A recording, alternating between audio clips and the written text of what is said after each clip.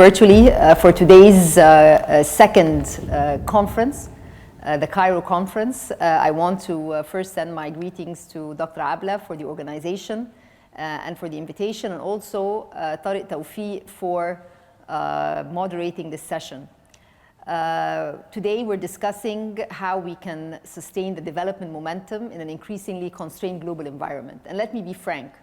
A year ago, we were talking about reforming the global financial architecture, but today we are all facing new evolving global political realities that have very significant economic implications, particularly from countries that contribute to capital and also to the priorities of the multilateral institutions and DFIs. This is evident in the dwindling resources which are directed to ODA, as more is being spent on other national priorities in these countries. And also this affects the capital which is directed to developing economies, particularly middle-income countries. As the cost of public borrowing continues to rise due to the successive global shocks, the call for directing resources to promote private sector investments in various countries has become a fundamental priority. And that's why partnerships between development finance institutions, governments, and the private sector are critical for mobilizing more resources towards aligning national priorities with global goals. The real challenge is not the finance or culture alone, it's also trying to create that alignment. There's ample global capital, but it sometimes hesitates when risk is opaque or incentives are misaligned. That's why it's important to leverage MDB's technical expertise to support developing countries in improving their capacities to design and implement high-quality investable projects. Also, what limits breakthrough innovation is the absence of adaptive frameworks that combine regulatory stability with operational flexibility. Therefore, alignments are key to creating the resilience that countries need to withstand shocks. And the most effective alliances are those that turn national ambition into shared global goods, which are grounded in credible governance as well as real transparency. And this is the essence and the foundation of what we call global public goods. And I really want to emphasize this because in the different fora that we attend, global public goods are always mentioned, but together we need to really find a proper definition so that the implications on budgets nationally and also on that sustainability analysis are taken into account. They are solutions that may begin within one country's borders, but those impact extends far beyond, lifting regions, strengthening resilience, and also advancing collective prosperity. In this context, let me emphasize a few key points. First, DFI should also prioritize catalytic investments, projects that crowd in private capital, multiply development impact. This means focusing on bankable, high-impact infrastructure sectors that directly raise productivity and enhance and enable inclusive growth. Second, DFIs must also embed climate adaptation or climate impacts into the portfolios. Africa faces over 50 billion annually in climate-related losses, yet adaptation finance remains under 20% of total climate flows, and DFIs can close this gap by funding nature-based solutions, drought-resistant agriculture, and also sustainable water systems, linking climate action to livelihoods and food security. Third, investment in human capital is equally vital. DFI should also align with national priorities in education, healthcare, skill training. And according to the World Bank, every dollar invested in human capital yields an average return of 10% per year in higher productivity and income. And this is something which is extremely important.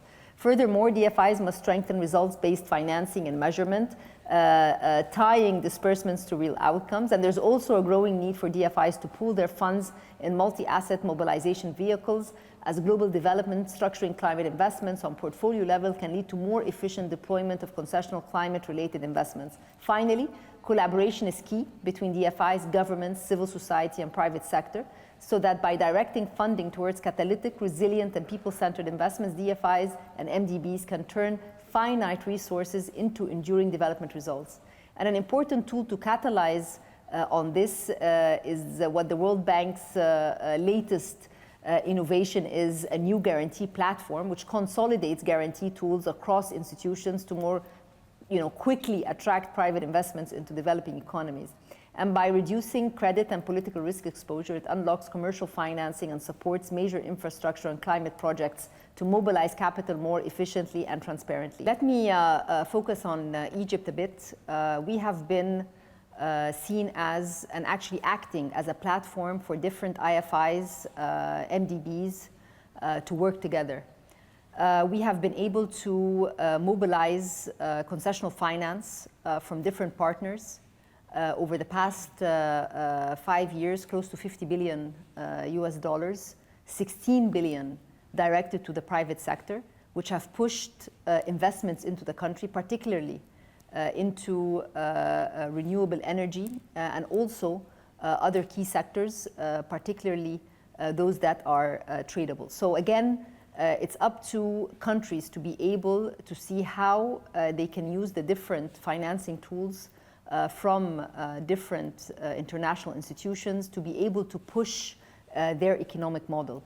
In the case of Egypt, we recently launched our narrative for economic development, and in it we describe that as a whole government, we're trying to push more towards tradable sectors, high productivity sectors, supporting private sector-led growth, and also tying all of this with very clear structural reforms which are time-bound.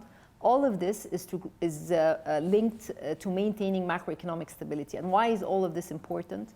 To be able to mobilize concessional finance to push the private sector, you need to have a predictable macroeconomic framework. You need to have reliable policies, and this is something that everybody is working on.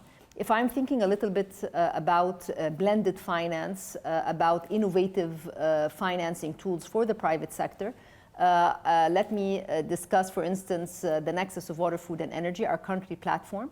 And when we take a look at this platform, and there has been recognition of the amount of financing that we have been able to avail for the private sector, close to $5 billion with companies from Egypt, from the region, and from abroad. And we have a whole list, and I invite everybody to take a look at this. And it's taken as an example of pushing climate change, but also crowding in private investments. And another innovation that we have used as Egypt is the pioneering example of using debt swaps to advance sustainable development projects, implementing successful programs with Italy and Germany. And all of these have actually been directed either to human capital projects, to renewable projects, to policy-related programs. So it's been an extremely useful example of how we can create fiscal space, but at the same time direct them to our development agenda. So maybe to conclude, there are a few lessons I want to share. Platforms beat one-off deals. So, it's very important that countries be very clear with their commitment to reform, with clarity with respect to projects, and also the credibility that you build over time with the international community. We combine concessional finance so that private investors can benefit. And also there's always an element of grant or technical assistance related to it, and therefore you can produce scale and replicability. The other point is that guarantees catalyze private participation so that high-risk areas, renewable, heavy industry, etc., can actually benefit from this. And when I take a look at our relationship with different MDBs and IFIs, I find that guarantees, whether from MIGA or the new investment guarantee that we have with the European Union, we were just there in Brussels last week, 1.8 billion of investment guarantees, which can then be leveraged to 5 billion through EBRD, EIB, or IFC. These are examples, real examples of how concessional finance can be pushed to push private sector engagement. And then finally, most importantly, policy predictability, capacity building as prerequisites so that you as a country are able to provide a convincing story for private sector to be interested to come in, but also for IFIs and MDBs to continue to push forward in your development journeys. So governments need to commit to reform, transparency, and measurable targets. Finally, let me say that DFIs face constraints and the road to 2030 is narrower than we hoped, but with innovation, partnerships, and most importantly, alignment. And when I say alignment, I also mean alignment between private sector and the public sector. So PPPs are another way to push forward. We can turn today's financial squeeze into an opportunity for tomorrow, building economies that are not only stable, but also more sustainable, inclusive, and future steady.